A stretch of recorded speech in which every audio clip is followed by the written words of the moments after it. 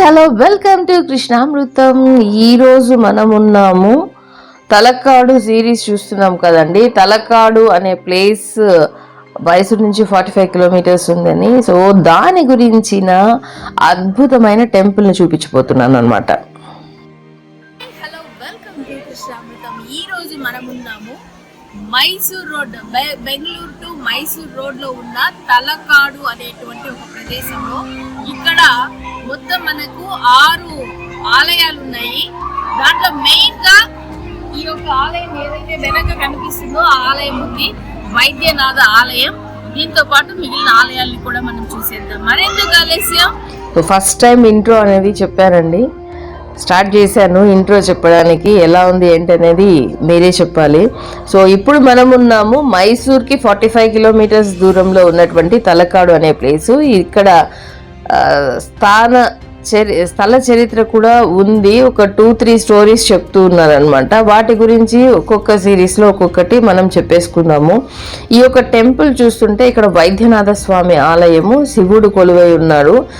శివుడు కొలువై ఉండడం అనేది ఒక ప్రత్యేకత అయితే, ఇక్కడ పంచలింగాలు ఒకటే చోట మనకు కనిపిస్తాయి.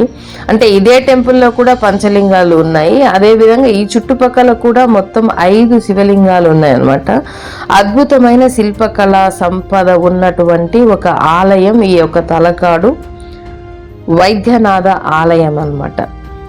సో మామూలుగా మనకి ఇక్కడ కనిపిస్తున్న ఆజానుబాహుడు కదండి.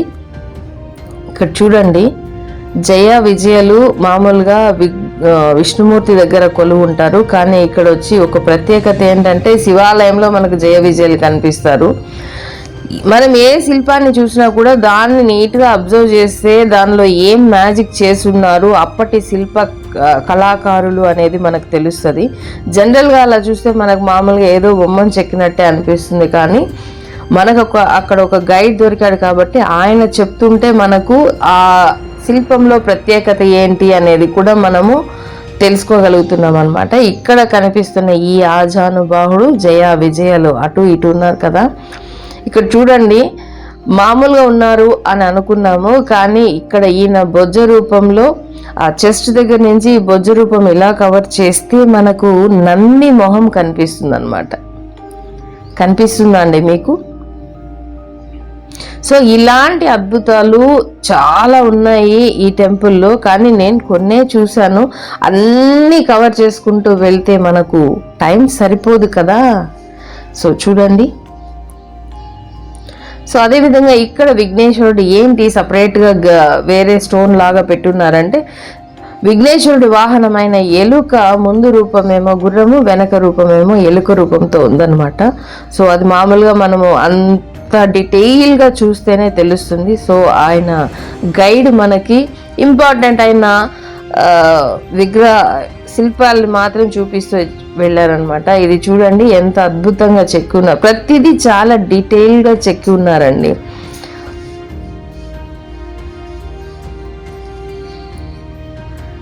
గజేంద్ర మోక్షం ప్రతి ఒక్క స్టోరీ కూడా కవర్ అయ్యేటట్టు చెక్కి ఉన్నారు. అంతేకాకుండా చోళులు, ఆ తర్వాత ఇప్పుడున్నటువంటి మైసూరు మహారాజులు, వీళ్ళ యొక్క చిహ్నాలను కూడా గోడల మీద అద్భుతంగా చెక్కి ఉన్నారు.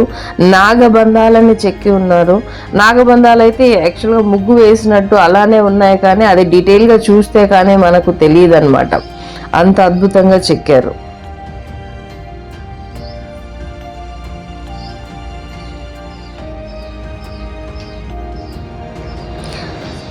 యాక్చువల్గా ఈ తలక్కాడు ప్లేస్, ఈ టెంపుల్స్ అన్నీ కూడా ఒకప్పుడు ఇసుకతో కూరుకుపోయి ఉన్నాయి. తర్వాత ఇప్పుడు ఆర్కియాలజీ డిపార్ట్మెంట్ వాళ్ళు వీటిని వెలికి తీశారు. ఇక్కడ ఒక అద్భుతం చూడండి, ఒకటే దీంట్లో 2 ఆవుల తలలు మాత్రం, 2 బాడీ ఒకటేమో శివుడిని క్లీన్ చేస్తుంటే ఇంకొకటేమో క్షీరం వదులుతున్నట్టు ఉంటుందన్నమాట. ఆ తర్వాత ఇది చూడండి, ఒకవైపు క్లోజ్ చేస్తే నెమలి పింఛము, మరొక వైపు ఏమో మనుష్య ఆకృతి. అలాంటివి చాలానే ఉన్నాయి ఇక్కడ. సో ఇక్కడేమో ముందు గుర్రము, వెనక వైపేమో పికాక్ లాగా ఉంది.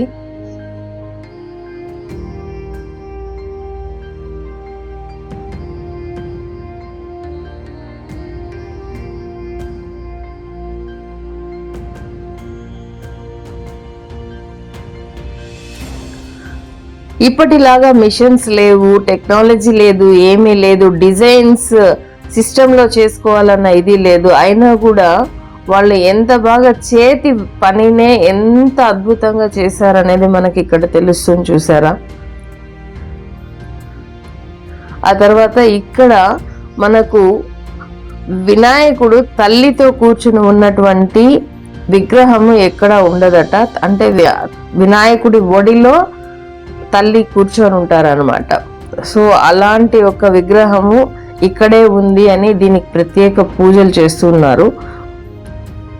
పార్వతీదేవి వినాయకుడు ఒళ్ళో కూర్చున్నట్టు. అసలు ఎంత అద్భుతమైన టెంపుల్, ఒకసారి ఇటువైపు నుంచి చూడండి.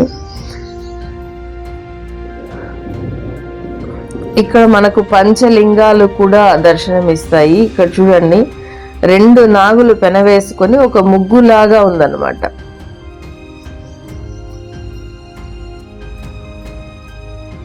చాముండి దేవి.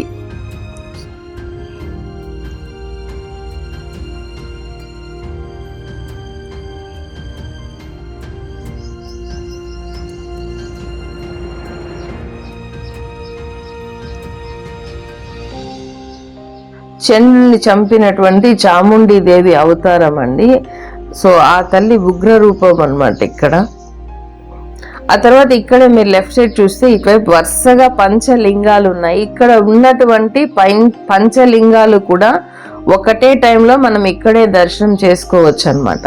ఆ తర్వాత ఈ స్తంభం మీద ఉన్నటువంటిది ఒకసారి గమనించారంటే, ఒకటేమో అలా చూస్తూ ఉన్నట్టుంటది పైన ఉన్నటువంటి ఎద్దు రూపము, ఇంకొకటేమో శివయ్యను క్లీన్ చేస్తున్నట్టు ఉంటది, ఇంకొకటేమో శివయ్యకి క్షీరాభిషేకం చేస్తూ ఉంటుంది అన్నమాట. సో ఇవన్నీ కూడా పంచలింగాలు.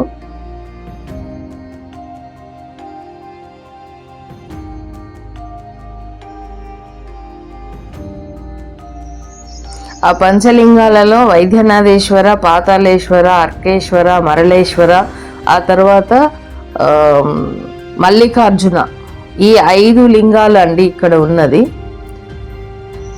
ఈ 5 స్టోరీస్ కూడా మనము ఇక్కడ చూడబోతున్నాం. ఇది మనకు శ్రీశైలంలో కనిపించేటువంటి భక్త కన్నప్ప యొక్క శిల్పకళ, రాములు వారు. అంటే ప్రతిదీ తీసుకుంటూ పోతే ఇలానే మొత్తం టెంపుల్ అంతా తీయాలంటే టెంపుల్లో ఉన్న ఈ యొక్క శిల్పకళ మనకు ఎక్కువ టైము టేకింగ్ అన్నమాట.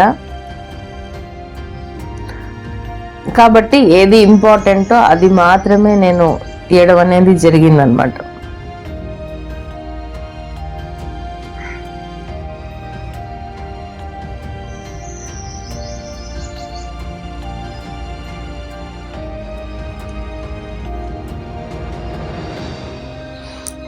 సో ఇక్కడ మనకు కనిపిస్తున్నది ఒక చోళుల కాలం నాటి నాగబంధానికి సంబంధించినటువంటి ఒక చిహ్నము.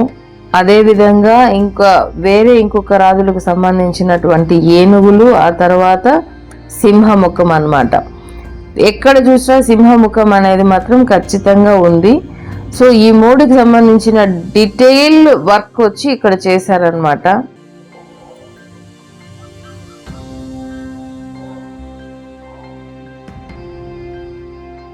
అక్కడ పైన నాగబంధం ఉండింది, ఇక్కడేమో ఏనుగులు, ఇంకొంచెం పైన వచ్చి సింహరూపం ఉంది.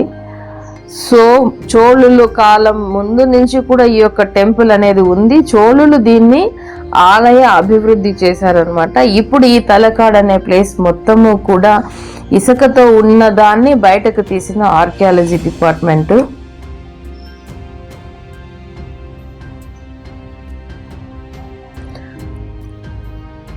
కనిపిస్తున్న స్వామివారే వైద్యనాథేశ్వరుడు. యాక్చువల్గా మూలస్థానం తీయకూడదు అంటారు, అందుకే నేను లాంగ్ నుంచి తీసి పెట్టాను. అసలు లోపల కూడా ఎంత రాతి సంపదని మలచారో శిల్పాలుగా, అసలు అద్భుతంగా ఉంది. లోపల టెంపుల్ లోపల కూడా అంత పీస్ఫుల్గా, అంత చక్కగా, అంత బాగుందన్నమాట.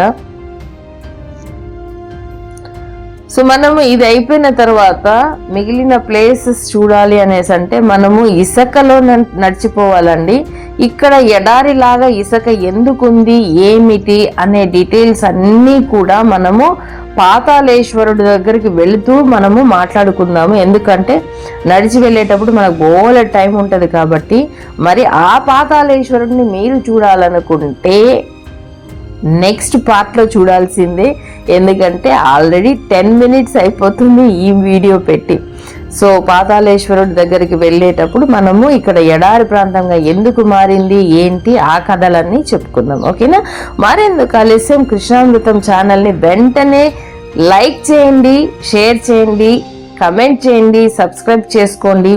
సబ్స్క్రైబ్ చేసుకున్న తర్వాత పక్కనే ఉన్న బెల్ ఐకాన్ని ప్రెస్ చేయండి. దాని ద్వారా మీకు నోటిఫికేషన్స్ వస్తూ ఉంటాయి. నేను చెప్తున్నాను కదా, కృష్ణామృతం ఛానల్లో మరిన్ని అద్భుతమైన వీడియోస్, కొత్త కొత్త టెంపుల్స్ కూడా మనము కవర్ చేయబోతున్నాం.